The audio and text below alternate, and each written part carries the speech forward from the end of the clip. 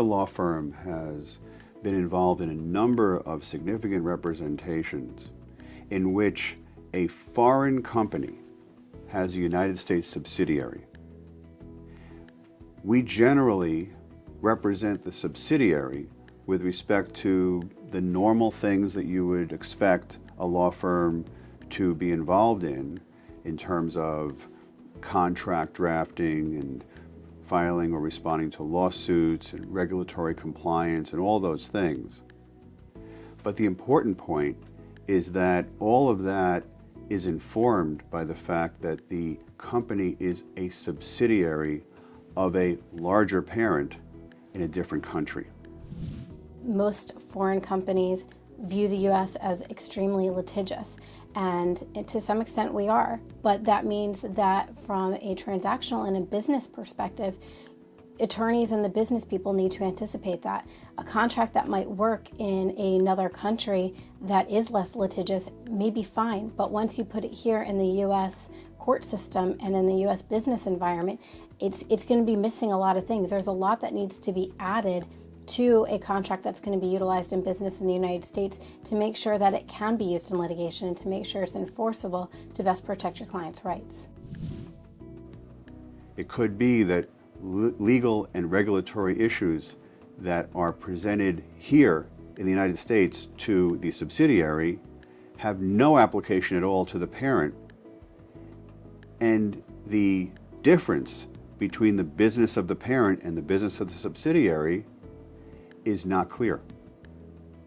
There are all sorts of levels that occur when you have two different regimes of laws and regulations.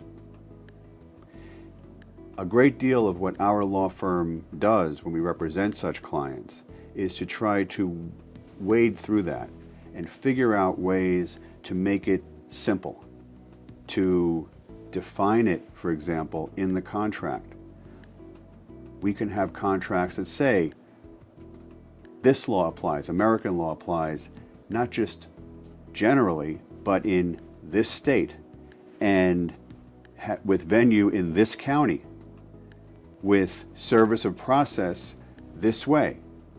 There are many, many techniques that can be used to simplify and answer a great deal of these questions before a dispute arises, before a contract has to be enforced, before the argument is made that there has been a blurring of the lines between the two. A number of clients come to us seeking us to help them effectuate transactions in Asia and in China.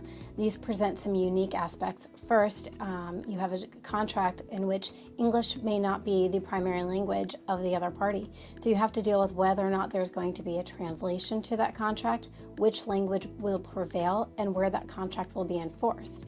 If you're going to say it's enforced in the United States, how are you going to force that company from China to come here to the U.S. and be subject to the U.S. courts? How are you going to enforce that U.S. award in China? Some countries have treaties with the United States that make that very easy, others do not.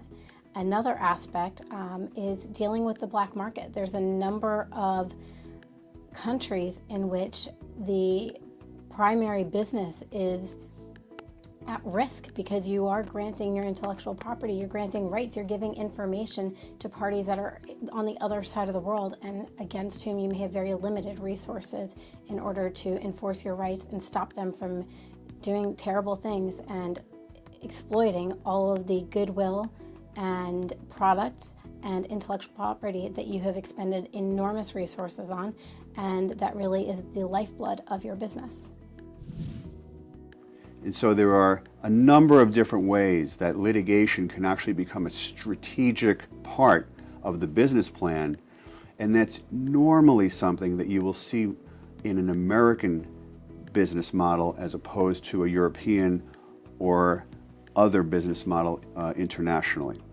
And so part of our job is to balance those two issues, possibly even to explain and analyze this for the European parent with their counsel in such a way that they can be part of the decision as to whether to proceed with litigation that might involve them as well as their subsidiary, and in the most direct way, find a process of sensitivity to the different cultural approaches to enforcing legal rights.